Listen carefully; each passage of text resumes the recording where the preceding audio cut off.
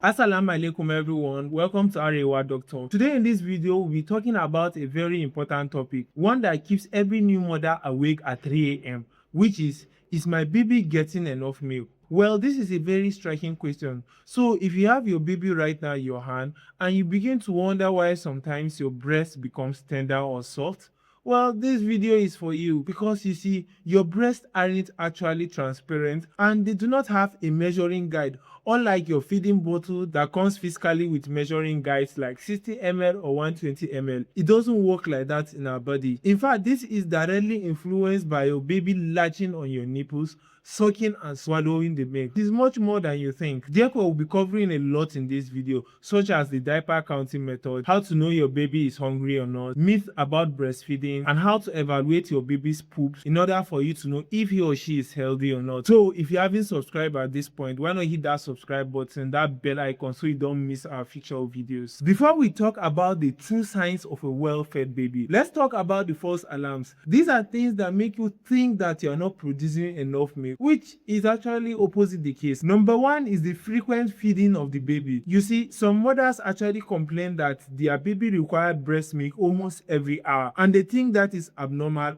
or think that their breast milk will finish. Well, that is actually not true. First, we'll have to look at the stomach of your baby. You see, during the first few days, your baby's stomach is just about the size of a cherry, and by the 10, it's about the size of a chicken egg. So when your baby takes breast milk, it typically digests within 60 minutes. So if your baby requires breast milk maybe 12 to 14 times in 24 hours, it's not something bad. You should even be happy. Your baby is doing good and you are doing better. The second false alarm is the sudden softness of your breast. It's actually normal in the first few days for the mother's breast to be engorged or high. At this point, your body doesn't know the amount of breast milk it should produce in order to meet the daily requirements of your child. However, by week 4 to 6, you realize that your breast suddenly becomes soft. Let me tell you the truth. It is absolutely normal. At this point, your body has already calibrated itself to produce just the essential amount of milk required for your baby's needs. And the third one is simply the pumping illusion. It is frequent in some mothers to pump milk into a feeding bottle, and then by the time they are pumped about 10 to 20 milk, they see that the breast milk has stopped and they begin to wonder whether or not their breast milk has finished. Let me tell you the truth. You can't compare pumping into a bottle and a baby sucking your breast. When a baby sucks your breast, it actually stimulates some hormones, sends some signals, and that can be stimulated using a feeding bottle. So here's the simple trick. Why not allow your baby to suckle? Besides, it increases your bond between your baby and yourself. And the fourth false alarm is this: a baby crying after a meal. Some mothers think that the baby is actually hungry even though he just finished taking a breast milk. Well, that might not be true. Babies don't actually cry because they are hungry. They could cry because of heat, discomfort, because they might want the warmth of their mother, because of a wet diaper, or just simply because of a colic. So what you might be thinking is not actually so. Now, let's move to the most reliable scientific method you have at home, which is the diaper accounting method. The simple trick is that whatever goes into your baby will come out as waste, and that's a very reliable indicator of knowing that your baby is actually taking the correct amount of breast milk. So let's track your baby's first week of life day by day. By day 1, that is within the first 24 hours, your baby will require at least 1 diaper and 1 stool, and the first stool is called meconium, so it will be thick, sticky, and kind of jet black like an engine oil. By day 2, your baby will require 2 wet diapers, and the color of the stool will somehow be dark greenish. And by day 3, your baby require 3 wet diapers. By this time, the stool will somehow be greenish brown.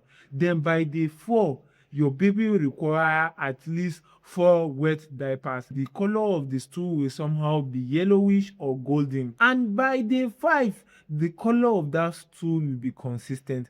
And before you know, you start requiring more than 6 wet diapers within 24 hours. Please, it is very normal.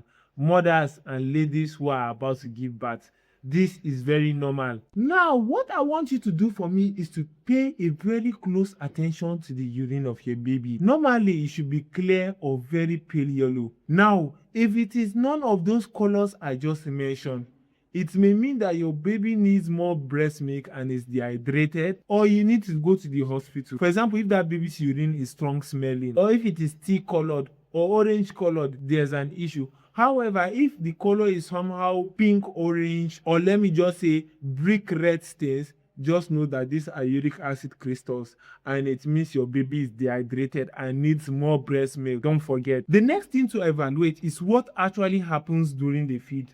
You see, some baby could just latch onto your breast and then you think they are taking breast milk.